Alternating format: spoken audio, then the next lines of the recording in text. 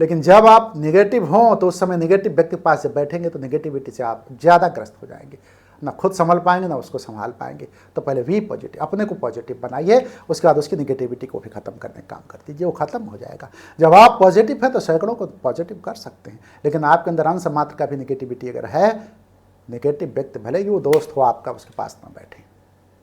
और मैं कहता हूं कोई भी रिश्तेदार, नातेदार, दोस्त, अहबाब, साथी, सहयोगी क्यों ना हो, अगर वो निगेटिविटी से ग्रस्त है तो उसके बीच में आप कदाप ना जाएं, कदाप ना बैठे, उससे संवाद ना करें, उसका असर आपके ऊपर पड़ेगा। एक छोटी सी कहानी से मैं शुरुआत करूंगा।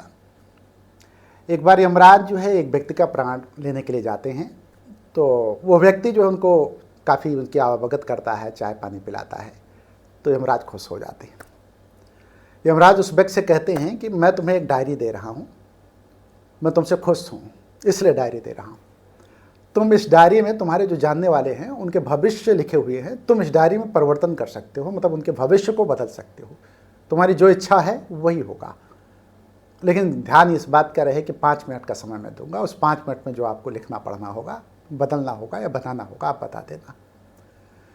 यमराज उसके ऊपर खुश थे, उन्होंने एक डायरी उस व्यक्ति के सामने रख दी और हाथ में पकड़ाते हुए कहा कि लो इसको, तुम जो है। उस व्यक्ति ने पहला, उन्होंने कहा 5 मिनट आपका शुरू होता है, तो उन्होंने कहा पहला पन्ना जैसे पलटा तो उन्होंने कहा कि पड़ोस के बेटे को, जो उसका पड़ोसी था, उसके बेटे को बहुत बड़ी नौकरी मिलने वाली।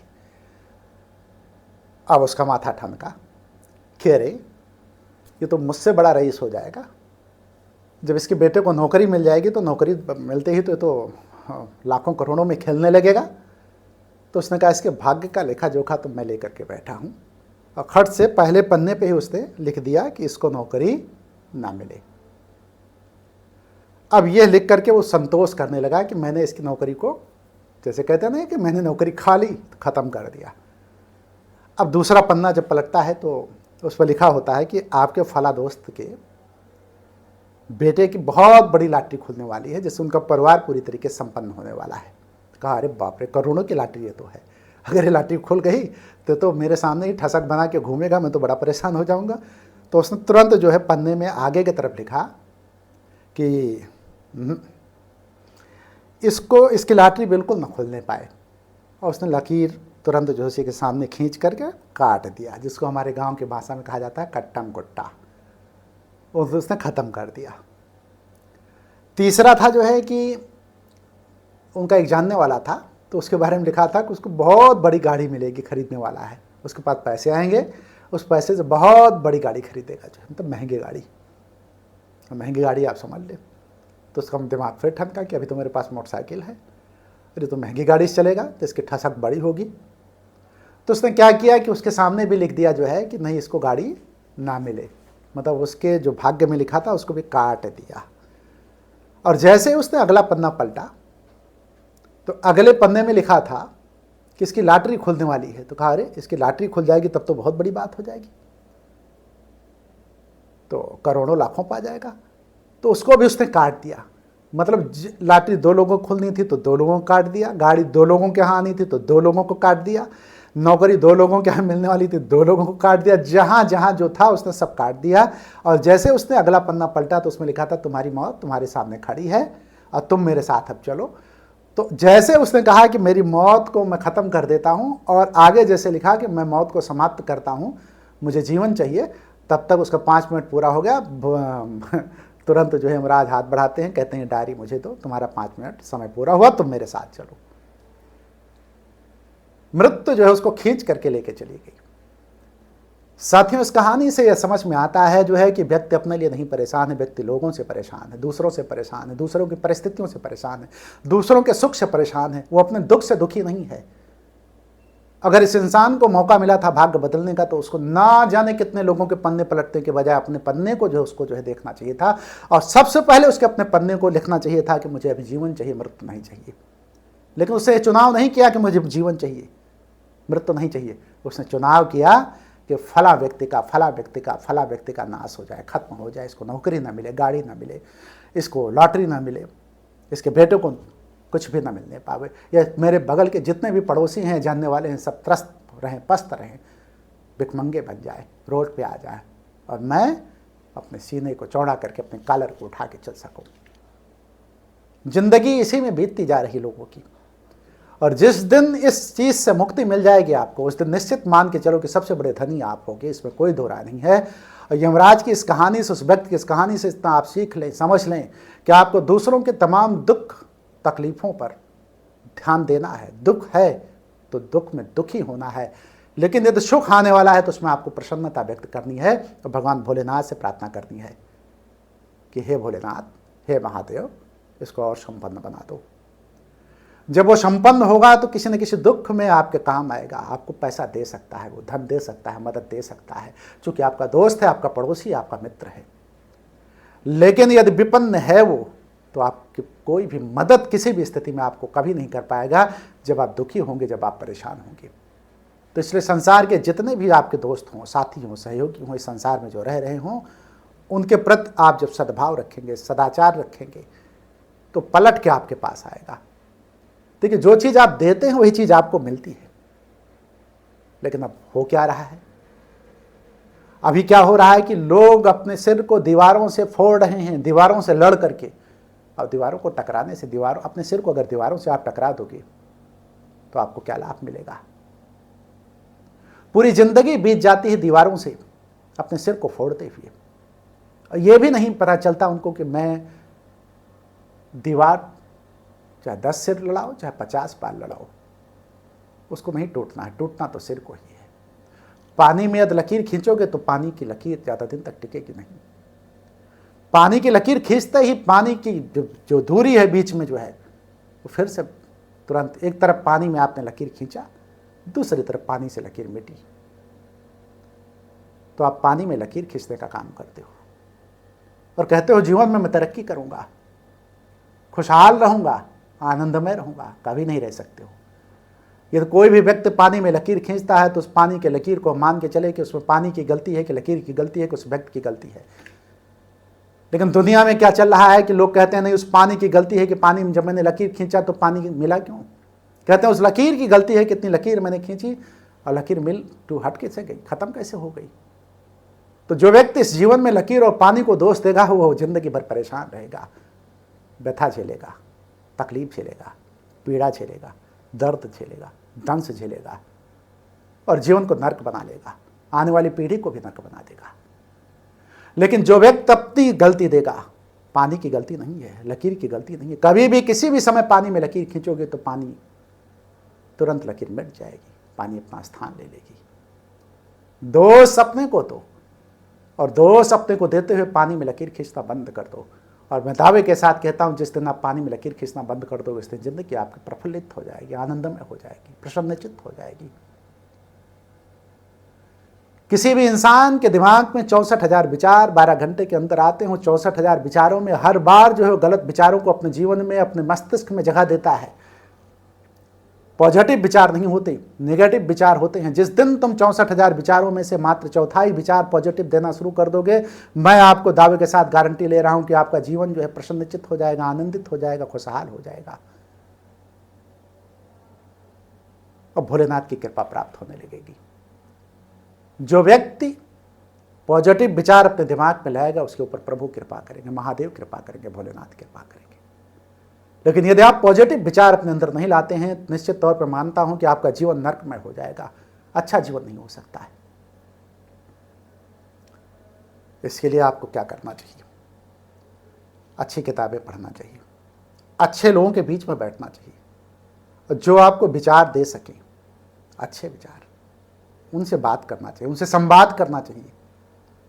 और जो लोग नेगेटिव हैं उनके नज़दीक नहीं जाना चाहिए, वो भले ही आपका दोस्त क्यों ना हो, क्योंकि वो नेगेटिविटी से आपको भी ग्रस्त कर देगा। लेकिन जब आप पूरी तरीके से पॉजिटिव हो जाएं तो उसकी नेगेटिविटी को दूर करने का काम करते हैं। लेकिन जब आप नेगेटिव हों तो उस समय नेगेटिव व्यक्ति के पास जब बैठेंगे तो नेगेटिविटी से आप ज़्यादा ग्रस्त हो जाएंगे, ना खुद संभल पाएंगे ना उसको संभाल पाएंगे। तो पहले वी पॉजिटिव, अपने को पॉजिटिव बनाइए, उसके बाद उसकी नेगेटिविटी को भी ख़त्म करने का काम कर दीजिए, वो ख़त्म हो जाएगा। जब आप पॉजिटिव हैं तो सैकड़ों को पॉजिटिव कर सकते हैं। लेकिन आपके अंदर अंश मात्र का भी नेगेटिविटी अगर है, नेगेटिव व्यक्ति भले ही वो दोस्त हो आपका, उसके पास ना बैठे। और मैं कहता हूं कोई भी रिश्तेदार, नातेदार, दोस्त, अहबाब, साथी, सहयोगी क्यों ना हो, अगर वो नेगेटिविटी से ग्रस्त है तो उसके बीच में आप कदाप ना जाएं, कदाप ना बैठे, उससे संवाद ना करें, उसका असर आपके ऊपर पड़ेगा। उसका वाइब्रेशन जो होगा वो आपको प्रभावित करेगा। तो इसलिए इससे भी बचने की ज़रूरत है आपको। और जब इससे बच जाएंगे तो मैं आपसे कहता हूँ कि महादेव की कृपा आपको प्राप्त होगी। और तमाम लोगों को मैंने नेगेटिव से पॉजिटिव बना करके जो है डिप्रेशन से दूर करके उनको, अवसाद से दूर करके उनको जो है पॉजिटिव बना करके मैंने महादेव कृपा दिलवाने का काम किया है। महादेव कृपा यूं ही मिल जाती है, मेरे दिलवाने से नहीं। जब आप क्रियाएं करने लगेंगे ना तो महादेव तो ऑर्डर धानी है, सबको देते हैं। लेने वाला तो चाहिए, आपका पात्र चाहिए ना बड़ा होना। जब आप पात्र नहीं रहेंगे तो महादेव जो देंगे वो कैसे आप ले पाएंगे। तो सबसे पहला काम आपका है कि पात्रता डेवलप कीजिए अपने अंदर। जिस दिन आप पात्रता डेवलप कर लेंगे उस दिन निश्चित तौर पर मैं कह सकता हूं कि आपको महादेव जो है सारी चीज़ें देने लगेंगे, और लोगों को देते भी हैं। मेरे YouTube चैनल के बाद जिन लोगों ने YouTube देखा तो कमेंट बॉक्स में तो कम लोग, लेकिन डायरेक्ट मेरे फ़ोन पे YouTube नंबर पे, जो YouTube है वो व्हाट्सएप नंबर पे, यूट्यूब नहीं, व्हाट्सएप नंबर पे तमाम लोग कमेंट करते हैं, तमाम लोग सीधे कॉल करते हैं। कॉल करके तमाम लोगों ने अपने अवसाद को, अपने डिप्रेशन को ख़त्म किया है, अपनी ज़िंदगी को स्वर्ग बनाया है। स्वर्ग ही है, नर्क ही है। आप चाहो तो स्वर्ग बना लो, आप चाहो तो नर्क बना लो। तो तमाम उपाय हैं। एक उपाय मैं और बताता हूँ, जिन लोगों को डिप्रेशन है, अवसाद है, तो मेरी लिखी गई ये पुस्तक जरूर खरीदें। देखिए ये कोजागरी पुस्तक है, 300 पन्ने की है ये, देखिए। और 300 पन्ने की पुस्तक, इसमें पूरी तरीके से आपके अवसाद को, आपके डिप्रेशन को ख़त्म करने की विधि बताई गई है। कि धर्म क्या है, कर्म क्या है, अध्यात्म क्या है, स्पिरिचुअलिटी क्या है, और कैसे आप जीवन को बेहतर बना सकते हैं, इस किताब में सारी चीज़ें हैं। और ये स्वयं की लिखी गई किताब है मेरे द्वारा, जो है 1 दर्जन से अधिक किताबें मैंने लिखी हैं, उसमें सबसे लेटेस्ट किताब ये है, इसको आप ज़रूर पढ़ें। और इसमें कुछ चीज़ें ऐसी हैं, जैसे एग्जाम्पल के तौर पर मैं दे रहा हूँ, ये अध्याय कौन सा अध्याय है इसको भी बता दे रहा हूँ कि ये 12 अध्याय में पूरी किताब लिखी गई है। 9वें अध्याय का एक लास्ट का मैं देता हूँ। देखिए ध्यान देने योग्य बातें लास्ट में दी जाती हैं, जिसमें 9 बातें लिखी जाती हैं कि क्या देना है ध्यान आपको जो है। तो उसमें से ये भी है कि सफलता की पहली सीढ़ी है आत्मबल। यदि आपका आत्मबल मजबूत होगा तो सफलता की पहली सीढ़ी आपने क्रॉस कर ली है। आत्मबल के सहारे हम बड़े से बड़े काम कर सकते हैं, चाहे जितनी विपरीत परिस्थितियाँ क्यों ना हो, आत्मबल बनाए रखना चाहिए। यह आपके लिए मैं सबक दे रहा हूँ। दूसरा मैंने लिखा है, दृढ़ संकल्प में अद्भुत शक्ति है। दृढ़ संकल्पित व्यक्ति अपने आने वाली सभी परेशानियों और बाधाओं को रौंद डालता है। मतलब आपके अंदर दृढ़ संकल्प होना चाहिए। तीसरा है, कोई व्यक्ति सफलता के क्षितिज को तभी छू सकता है जब वो अपने अंदर संस्कृत, संस्कार, शिष्टाचार तथा नैतिक मूल्य को बरकरार रखेगा। ठीक है, ये भी बात समझिएगा। चौथा है, सफलता के लिए अत्यंत धैर्य की आवश्यकता होती है। सफलता अपनी क्षमताओं के सर्वोत्तम उपयोग से प्राप्त होती है। सफलता अर्जित करने के लिए आपको अपना सर्वश्रेष्ठ प्रदर्शन करना होगा।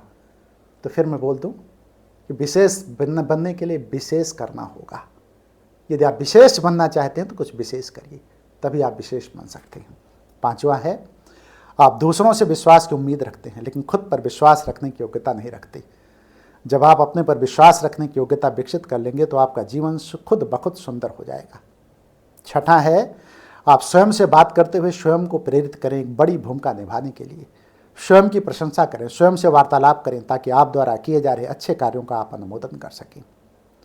सातवां है, दरअसल खुद में विश्वास ही महत्वपूर्ण सफलता की पहली सीढ़ी है, लेकिन ध्यान ये भी रहे कि अपनी क्षमता और कौशल को विकसित करके ही आप अपने ऊपर विश्वास कर सकते हैं, अन्यथा विश्वास आपके लिए सिर्फ एक धोखा ही होगा।